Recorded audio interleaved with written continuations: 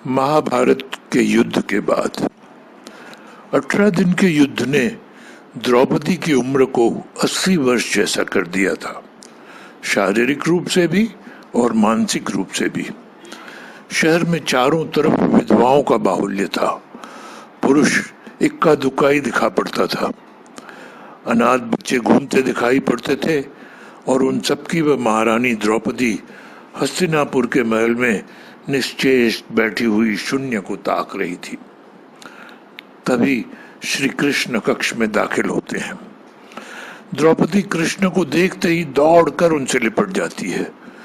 कृष्ण उसके सर को सहलाते रहते हैं और रोने देते हैं। थोड़ी देर में उसे खुद से अलग करके समीप के पलंग पर बिठा देते हैं।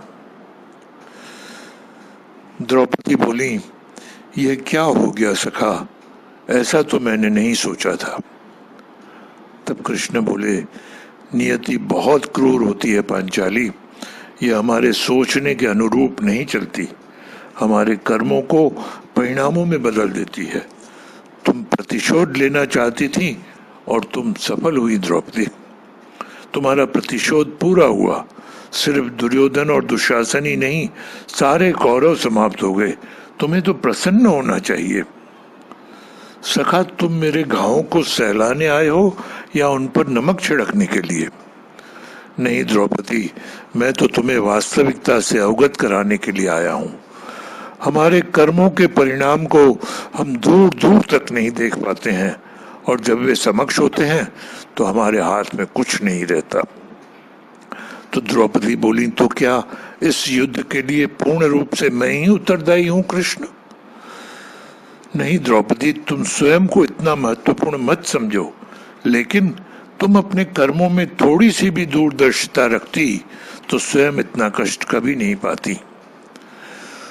तो मैं क्या कर सकती थी कृष्ण? कृष्ण बोले, जब तुम्हारा स्वयंवर हुआ तब तुम कर्ण को अपमानित नहीं करती और उसे प्रतियोगिता में भाग लेने का एक अवसर देती तो शायद परिणाम कुछ और होते। इसके बाद जब कुंती ने तुम्हें 5 पतियों की पत्नी बनने का आदेश दिया तब तुम उसे स्वीकार नहीं करती तो भी परिणाम कुछ और होते। और उसके बाद तुमने अपने महल में दुर्योधन को अपमानित किया, वह भी नहीं करती तो तुम्हारा चीर हरण नहीं होता, तब भी शायद परिस्थितियां कुछ और होती। हमारे शब्द भी हमारे कर्म होते हैं द्रौपदी, और हमें अपने हर शब्द को बोलने से पहले तोलना बहुत जरूरी होता है, अन्यथा उसके दुष्परिणाम स्वयं को ही नहीं अपने पूरे परिवेश को दुखी करते रहते हैं। संसार में केवल मनुष्य ही एकमात्र ऐसा प्राणी है जिसका जहर उसके दांतों में नहीं, शब्दों में है। इसीलिए शब्दों का प्रयोग सोच समझकर करिए। ऐसे शब्दों का प्रयोग करिए जिससे किसी की भावना को ठेस नहीं पहुंचे। इस सत्य को जीवन में अपनाएं और जीवन चरितार्थ करें। जय सिया राम।